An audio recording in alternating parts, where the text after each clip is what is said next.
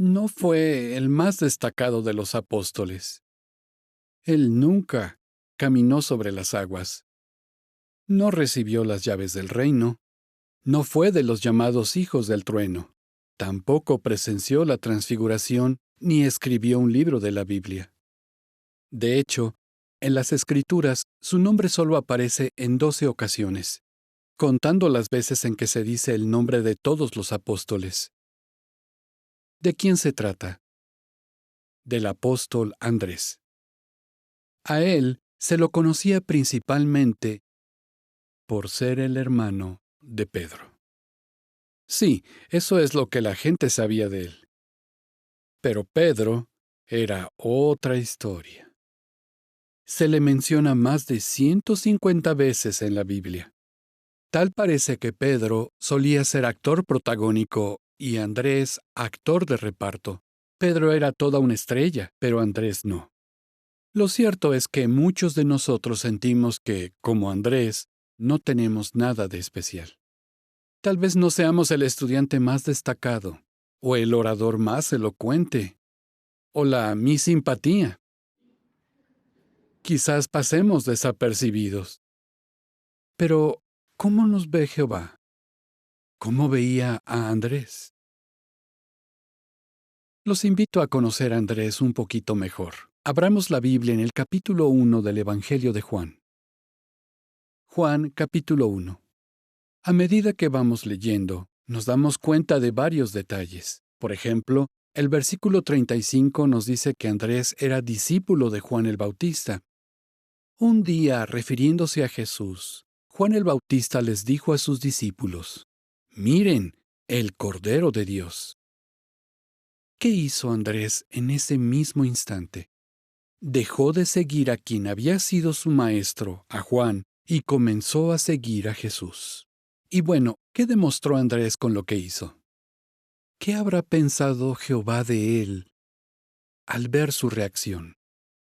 Seguro que se dio cuenta de que Andrés deseaba acercarse a él. También pudo ver que era una persona adaptable, que estaba dispuesto a hacer cualquier cambio en su vida con tal de agradarle y cumplir con lo que se esperaba de él. Jehová debió de estar encantado con Andrés.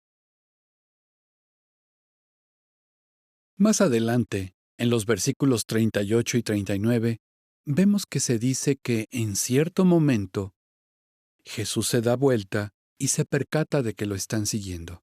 Entonces les hace esta interesante pregunta: ¿qué buscan?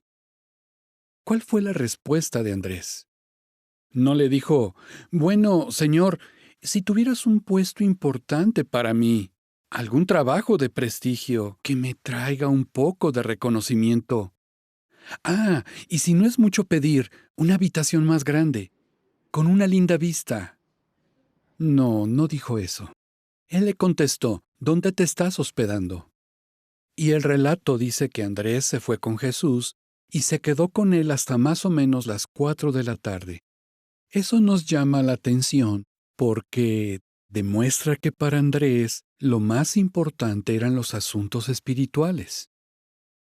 Además, más adelante, en los versículos 40 y 41, vemos que Andrés se fue corriendo a buscar a su hermano Pedro y le dijo 4 palabras que cambiarían el rumbo de sus vidas. Hemos encontrado al Mesías. Sí, habían encontrado al Mesías. ¿Qué hizo que Andrés estuviera tan seguro? Sin duda Andrés amaba la palabra de Dios. La debía de conocer muy bien. Así que en poco tiempo, en ese ratito que pasó con Jesús, pudo comparar lo que había leído en las Escrituras con el hombre que tenía justo enfrente. Por eso supo que era el Mesías. Andrés era un hombre de inclinación espiritual que amaba las Escrituras, era un hombre devoto. Por eso llevó a su hermano ante Jesús. Eso nos da una idea de cómo era Andrés antes de ser nombrado apóstol. Y después, acompáñenme al capítulo 6 del Evangelio de Juan. Juan capítulo 6. Y leeremos los versículos 40 y 41. Ay, disculpen, Juan 6, versículos 5 al 9. Aquí vemos que se había reunido una gran multitud de personas para escuchar a Jesús, y Jesús quiere darles de comer. Seguro lo recuerdan. Por eso le dice a Felipe, mira, habrá que darles de comer. Y Felipe dice, imposible, Señor.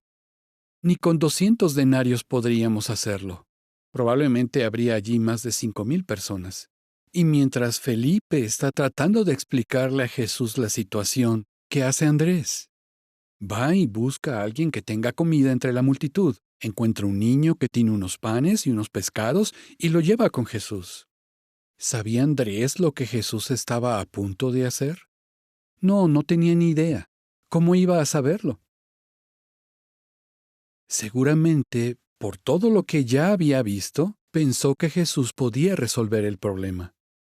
Y eso fue lo que hizo. ¿Qué aprendemos? Bueno, Felipe se concentró en el problema, pero Andrés en buscar una solución. Y vemos que de nuevo, Andrés llevó a alguien a conocer a Jesús. Por cierto, ¿de qué creen que seguiría hablando ese niñito cuando tuviera mi edad? Sí, del milagro que presenció. Debió haber sido inolvidable para él. Vayamos ahora a Juan, capítulo 12. Juan, capítulo 12. Échenle un vistazo a los versículos 20 a 22. Aquí vemos a un grupo de griegos que ha venido a Jerusalén para celebrar la fiesta. Ellos se acercan a Felipe y le piden algo, conocer a Jesús. ¿Qué hace Felipe? Va y busca a Andrés. ¿Y qué hace Andrés? Le dice a Felipe, vamos a donde Jesús. Notemos dos cosas. La primera, Andrés respetaba la autoridad de Jesús. No quiso pasarlo por alto y tomar él la decisión. Sabía cuál era su lugar. La segunda, Andrés fue un buen amigo. Con su ejemplo, le enseñó a Felipe la importancia de respetar a quien tenía la autoridad. Bueno, la Biblia no menciona muchos detalles sobre Andrés. Pero estamos seguros de que Andrés no era egocéntrico. Siempre tuvo el deseo de ayudar a los demás. Pues bien, después de este breve análisis, ¿diríamos que Andrés no tenía nada de especial? Jehová no diría eso. Así que aunque Andrés nunca caminó sobre las aguas y nunca escribió un libro bíblico, tampoco negó conocer a Jesús, ni mandó a su mamá a pedir favores especiales, ni dudó y dijo ver para creer, y nadie tuvo que decirle ponte detrás de mí, Satanás.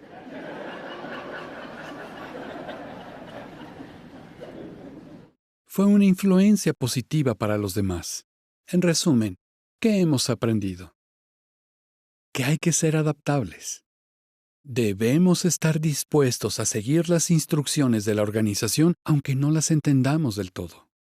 Número 2. No dejemos que las cosas de menos importancia nos distraigan. ¿Recuerdan la pregunta que Jesús les hizo a Andrés y a quien lo acompañaba? ¿Qué buscan? Conviene que nos hagamos esa pregunta de vez en cuando. ¿Qué es lo que buscamos? Número 3. Recordemos que Jehová puede resolver los problemas de formas que a veces ni imaginamos. Si le damos la oportunidad de demostrar lo que puede hacer por nosotros, tal vez nos sorprenda. Finalmente, cuando estén en su asignación, traten de no pasar por alto a los hermanos que no llaman tanto la atención. Busquen a quienes son como Andrés. Están en todas las congregaciones y en todas las sucursales. Podemos decir que son como tesoros escondidos. Siempre que puedan, reconozcan su valor. Reconozcan lo que hacen y felicítenlos por ello. Queremos que esos tesoros escondidos salgan a la luz. Sentirse valorados hará que brillen aún más.